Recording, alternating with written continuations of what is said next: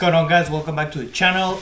This is the part 3 of Fueltech Ft450 to J series Honda V6, and we will be going through the whole thing on how to exactly install it on your car. So guys, this is one of the probably easiest, best and most cost-effective ways to do it. We're gonna need a couple of things. Of course, we're gonna start with a Fueltech Ft450. If you ever wanna upgrade to Ft550 later, this same plug works on the Ft550. Only difference is it comes with an extra plug. The Ft550 that comes with extra inputs and outputs that you can run. So there's that. Also, we're gonna need a 10-foot unterminated harness for the Ft450, and this whole thing here, I got it from Amazon. Car's been running for 3 years and I had no issues as long as you do it right. So first thing is gonna be a solid state relay. This is for the VTEC. You're gonna need a plug kit with pins and everything, and you're gonna need 100 ohm resistors. I will post the links in the description if you guys want to grab this stuff. So let's dive in. Okay, we have our harness, right? So we know, according to our diagram, blue outputs are for injectors, gray outputs, the first 3 gray outputs are gonna be our coils, and then we have an extra output here that we're gonna use for VTEC. This is 5 volts if you want to run a sensor, an extra sensor, or you want to fit your own sensors, but you don't need this the way we're doing it. Then all the white wires are our inputs, and we have our power wires, red and black. That's simple. And then we have these 2 shielded wires, and you see a black wire that comes out of that shielded wire. That wire is gonna be run together with the ground. Those 2 black wires are gonna be run together. And then we have our crank sensor wire, which is the one that has 2 wires. It's got a red wire and a white wire inside. And the cam sensor only has 1 wire inside. It's a white one. They both shielded. Okay, so the way I did it, to make it a lot more convenient when you have to work on it, or even when you have to set up the index with the timing light, because we will have to check that, and that's gonna be in the next video. You should add plugs on this line, like all your blue outputs on 1 plug, all your gray outputs on 1 plug, all your inputs on another plug.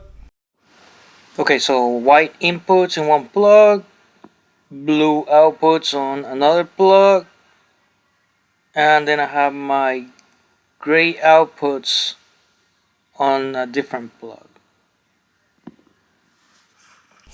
One cool thing about doing it like this is if you're running fully sequential and you later want to go semi-sequential, you can just make an adapter like I did here that goes from 3 inputs to pair injectors pretty much. And this is pretty much how I have it. It goes like this, something like that, like this. So all I do is unplug my outputs, put this in, make sure the outputs going to each pair of cylinders is right, and I can go semi-sequential now. Okay, let's start with the power wires. It says pin number 7 is power ground, and then pin number 12 is ground. Pin number 12 comes out of all these 3 together, out of the shielded wires. You see these 2 black wires, you pull it, you run it straight to your battery negative. Battery negative, no chassis, no motor, to the battery. And then your power ground, power 12 volts, positive. This is gonna power the Fueltech that goes through a relay, which is activated by ignition. Your 12-volt pin number 13 for Fueltech. This is your power wire for Fueltech. That one, this is your relay, this is your coil side. This is activated by ignition. This is on the ground. And then your power wire goes here, and the feed for this goes straight from the battery. You can't get lost in this. Even the plug has the number. It starts by 1 on the top left corner, 2, 3, 4, 5, 6. Then the second row is 8, etc., etc.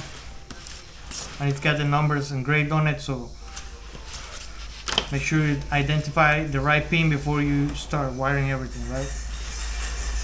So, injectors. I'm not gonna pull the intake out for that, so I'm just gonna show you here. Your injectors in the stock harness will have a positive and a negative.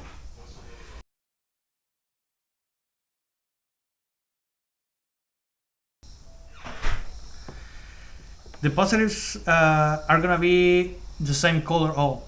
So usually they're a yellow wire with a black tracer.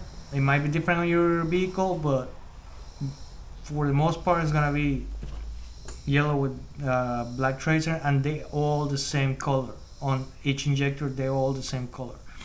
So if you go to the other wire on those injector plugs, every single wire is gonna be a different color. That's gonna be your negative. That's where you're gonna run your blue outputs. So injector cylinder 1, that goes to injector 1. Cylinder 2 goes to injector number 2. Cylinder 3 to 3. Cylinder 4 to 4. 5 to 5, and 6 to 6. Remember, on the negative side, the positive stays the same. This is where you're gonna cut, leave the other one aside, and run this one into it.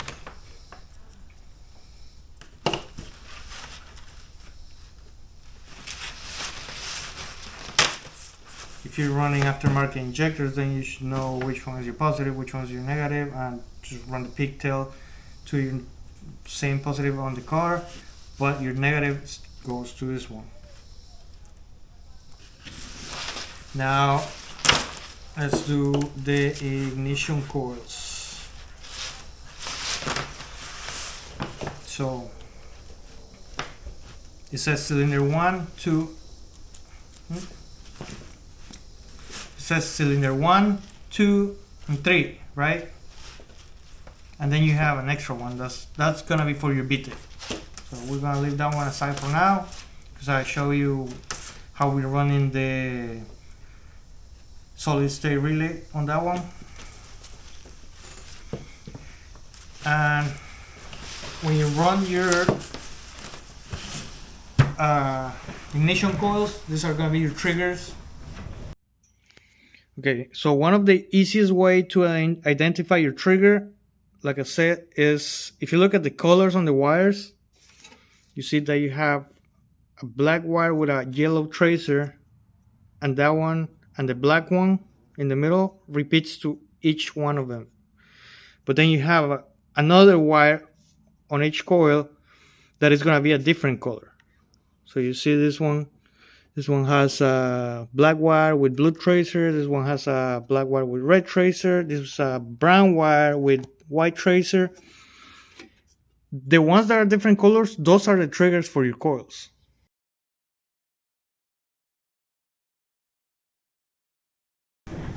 So these are gonna be your triggers, but these are wasted parts, so we're running 2 coils on 1 wire. So 2 coils are gonna be triggered by 1 wire, and what we're gonna do is, like talk on the previous video, This is the front of the engine. You're gonna pair 1 and 5, 2 and 6, and 3 and 4. So on Fueltech cylinder 1,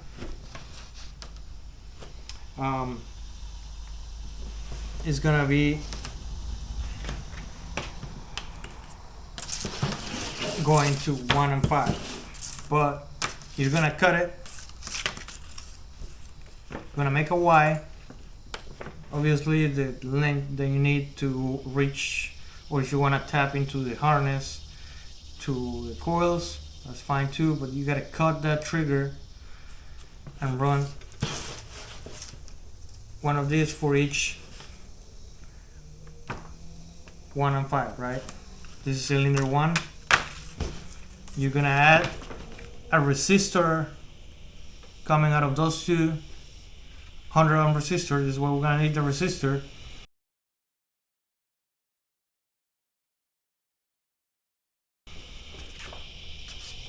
And this goes to your plug, right? Same thing is gonna be with the next one, but the next one says cylinder 2. This is where people get confused. Cylinder number 2 is not the actual cylinder. This is according to the firing order. So cylinder number 2 is gonna be 3 and 4. So you're gonna pair these two. Same way with this one, right? So we run 1 for 3, 1 for 4. Your 100 ohm resistor, and this goes to the output of cylinder 2. Cylinder 3 from Fueltech, it's gonna be cylinder 2 and 6 on your engine. So this goes to trigger on 2, trigger on 6, your resistor, and then this goes to cylinder 3 of the Fueltech, right?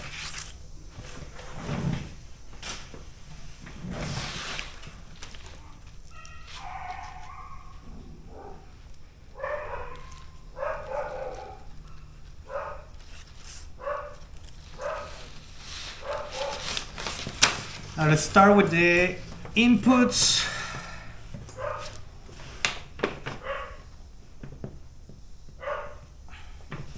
So inputs says in mine, remember you gotta check your own wiring diagram. It could be different, might be some different pins on it,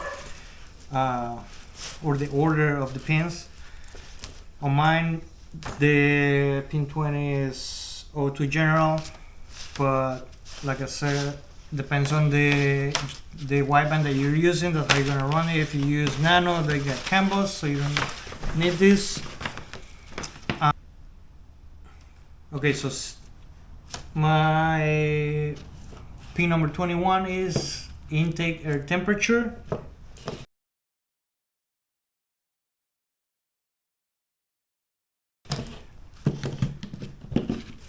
This is where you run and tap into it.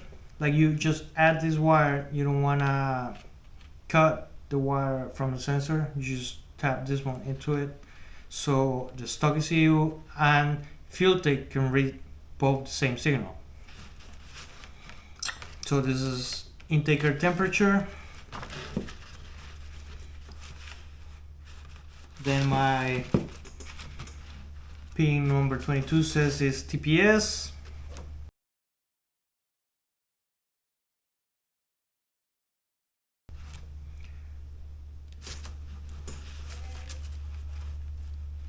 My pin number 23 says is engine coolant temperature.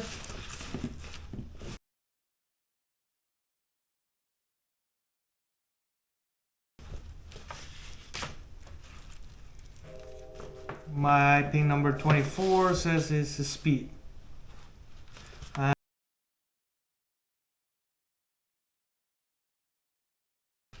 And then you have 2 extra inputs if you want to run something else. We're not touching the map sensor. The map sensor is actually run in an integrated map in Fueltech, so you just run a vacuum line into your Fueltech to get the map reading.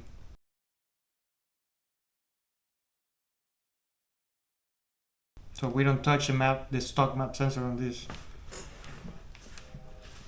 Now we have your cam and crank triggers.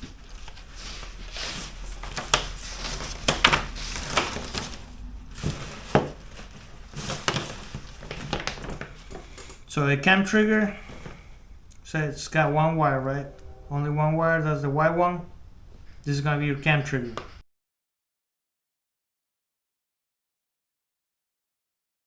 This white wire goes to the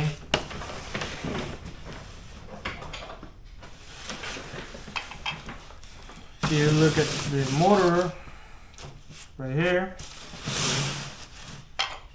This is the front of the engine.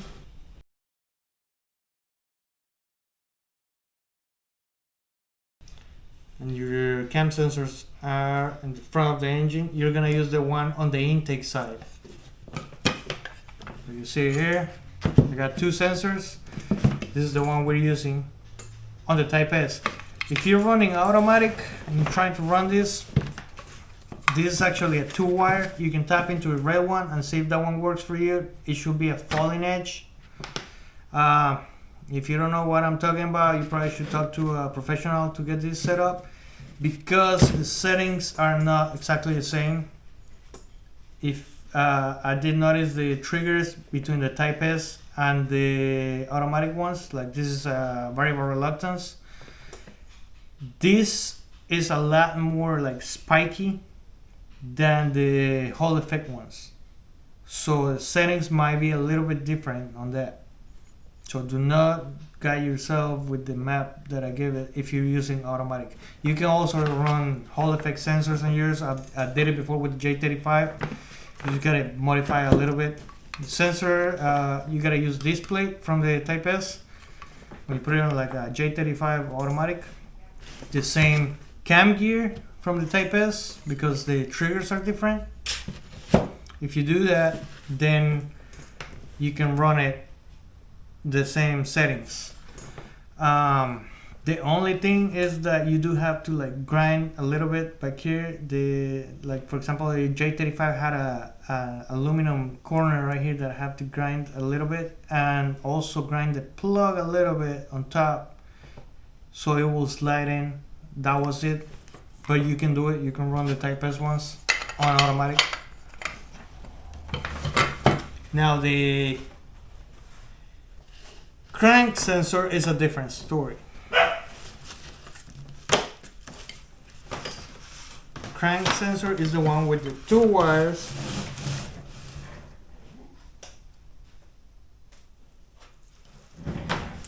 The crank sensor is the one with the 2 wires, a red one and a white one. Preferably if you don't cut this and you can run it straight there, even better, but you can always add a plug to it. Your white wire is gonna be pin number 18 RPM reference, and then your red wire is gonna be pin number 19 RPM signal.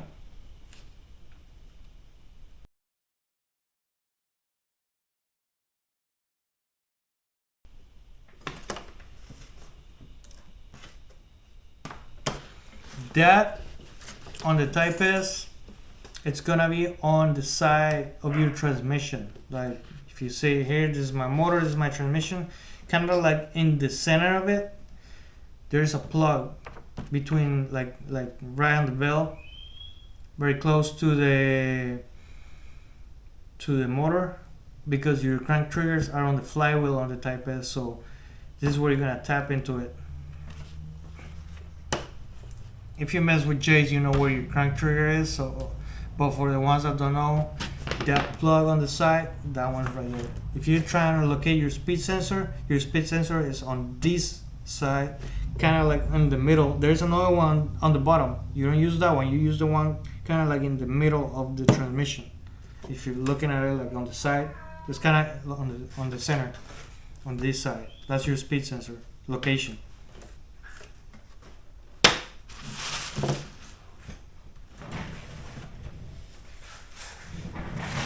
Once you have all this, you can always, this is what I did, trust me, it will make your life a a lot easier because we have to set up the cam, the cam trigger index and all that with the timing light. Add plugs to it. Say add plugs. A plug to your blue outputs, one plug for your white inputs, and then another plug for your gray outputs. Because when we're doing the time, you don't want the injector spraying, so you can just unplug it right here and have no issues. Save you a lot of trouble, a lot of time.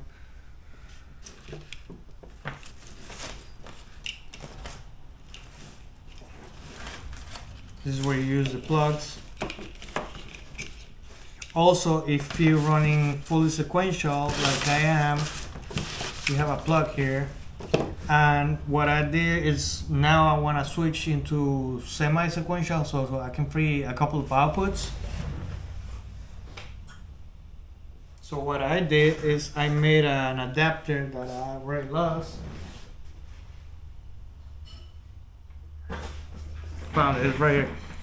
So I made an adapter because you're only using 3 outputs now. So one output is for for 2 cylinders. Just like we're running the ignition triggers, 3 wires, one for each for 2 cylinders. Same thing is gonna be with injectors. Cylinder 1, 2, and 3. Remember, that's not the actual cylinder, that's the firing order. Same way we did it with the ignition triggers. Now, VTEC. When we run VTEC, this is what we're gonna use our solid state relay. You can use electromagnetic relay, but I really don't recommend it. I think this is a better option. It's shock resistant, and also the switching speed on this is a lot faster than electromagnetic relay. And the way you're gonna run this is you have your last output, you pick it as VTEC on your outputs.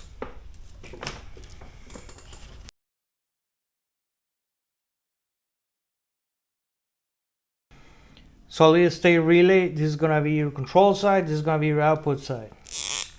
So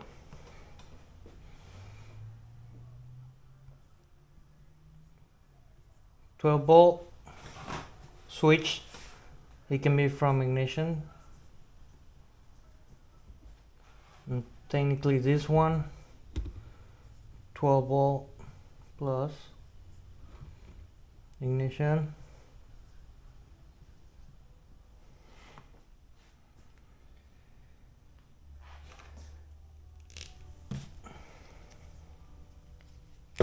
and this goes to your VTEC solenoid, this side, and your extra gray output, the one you're using for VTEC, that one is the one that is gonna trigger the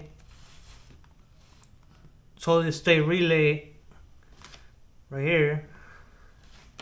But this is a ground output. Do not use it as a 12 volt positive.